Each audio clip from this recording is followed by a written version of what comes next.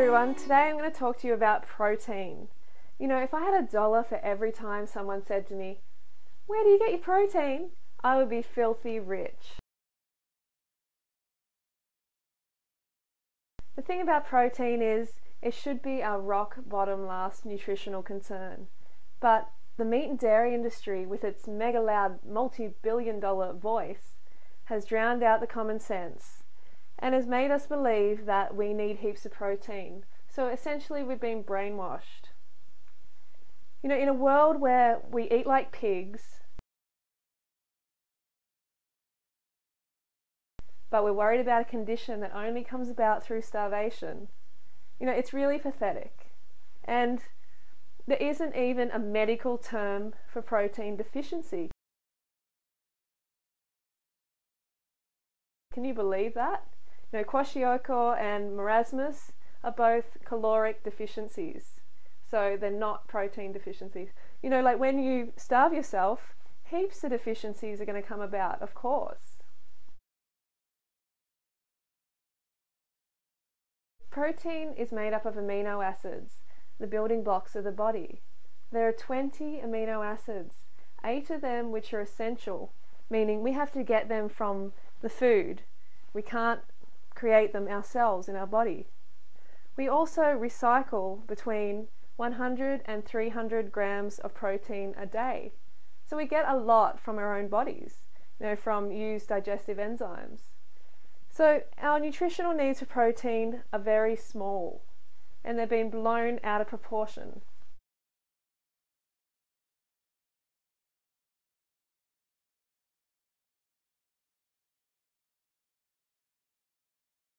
We need 5% of our calories from protein a day.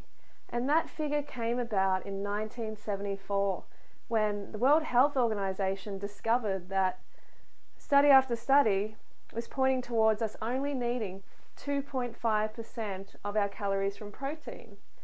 So the WHO, World Health Organization, decided, oh, let's just be safe and double that requirement to 5%.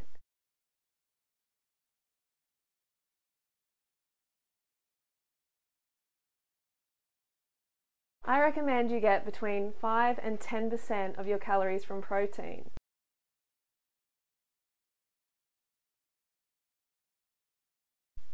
And this is very easily achieved if we just eat fruit all day. So say we ate watermelon for breakfast, bananas for lunch, and dates for dinner. We're going to get 5% or more, easily. So there's no need to worry about getting enough on a raw vegan lifestyle or even a vegan lifestyle.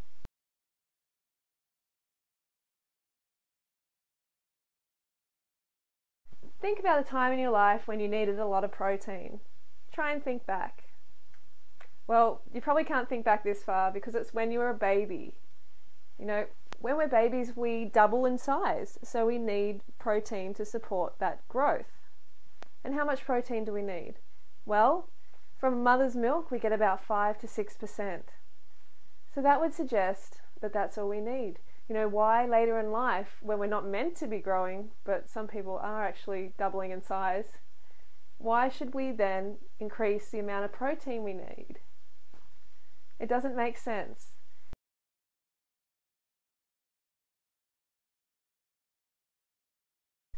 Say you're constructing a house, and at the start of the construction you need a lot of raw materials, you need a lot of bricks to build the house.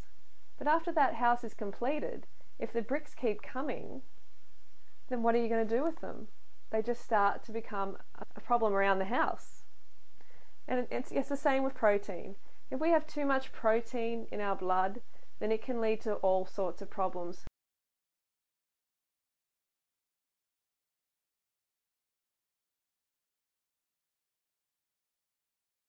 We must remember that protein is made up of amino acids. So the word of focus here is acids. One particular amino acid is methionine, which is a sulfur-containing amino acid, which does break down into sulfuric acid in the blood. And this can deliver a dangerously high level of acid into the body. Not a good thing.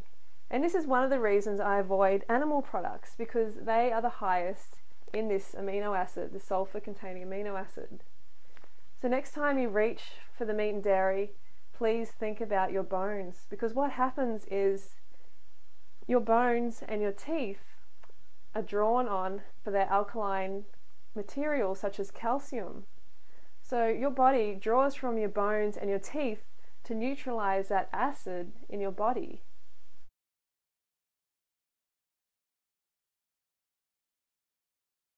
The standard Western diet contains about 140 to 160 grams of protein per day, and this is a lot of protein. People are risking dissolving their bones and their teeth by eating this much.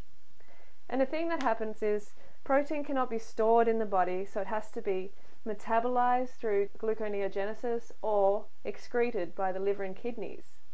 And when this happens through the liver and kidneys, they can become enlarged and diseased, which is obviously not nice at all.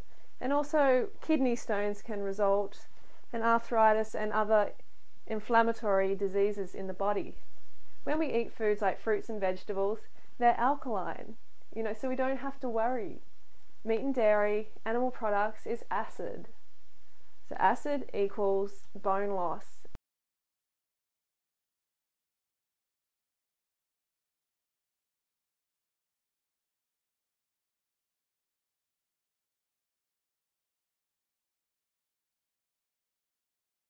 There's enough protein in plants to build the largest animals on earth, like cows and hippopotamuses and horses, elephants, giraffes. They all get enough protein. So it's got to be easy to build a human, isn't it, on plant foods? Oh, but bodybuilders need more protein. They've got to have more protein. Well, this actually has not been proven to be the case at all.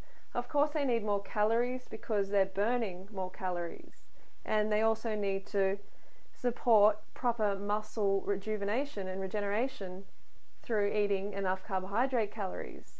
So if a bodybuilder gets sufficient calories just from fruit, they can build muscle. I just eat fruits and vegetables, and I don't have a problem with building muscle.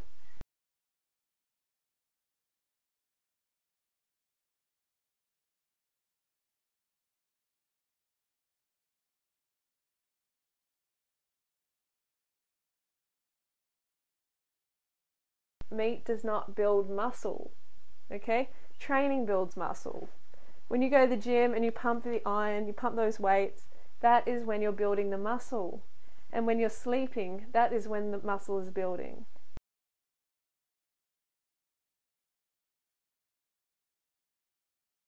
There is no data available to suggest that people need extra protein when they do extra activity like bodybuilding. Of course they need extra calories, but not extra protein.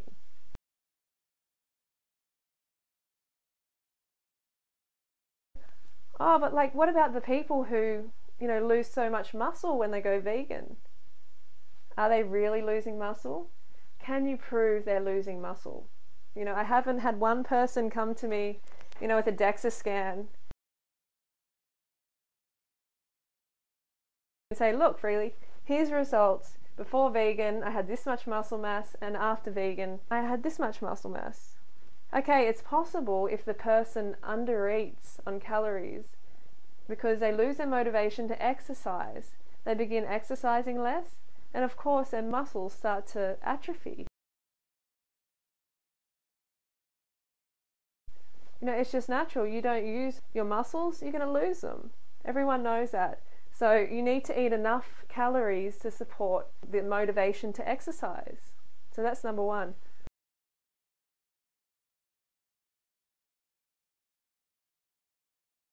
When you go vegan, you lose a lot of fat and you lose a lot of water weight.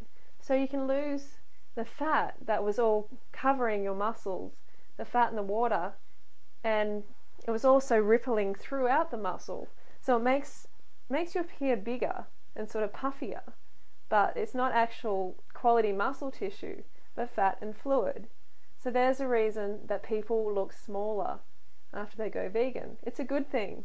You want to get out that toxic fat and fluid.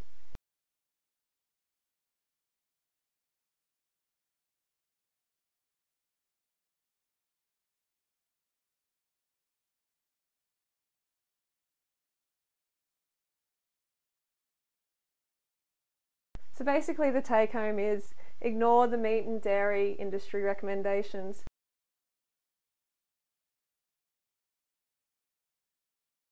They are going to cause disease in your body and in your mind. Diseases like renal failure and osteoporosis, arthritis, you don't want these awful conditions. You really don't. So please ignore their recommendations and just listen to nature. Fruits and vegetables are perfect. They're alkaline. They will build a beautiful body and a beautiful mind. So just get those in as much as you can. Also, avoid animal products because they're high in methionine, that sulfur-containing amino acid.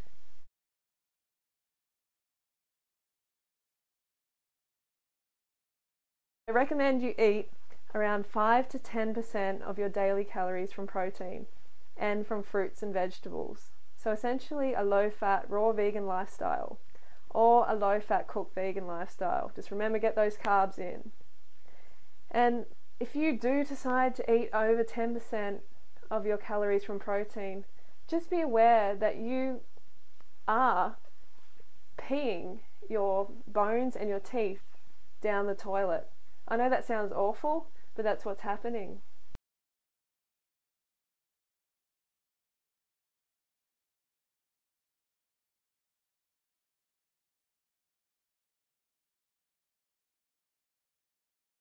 You may as well just say goodbye to your bones and your teeth.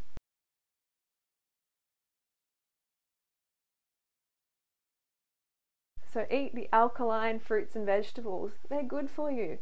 And you can build some muscle like this.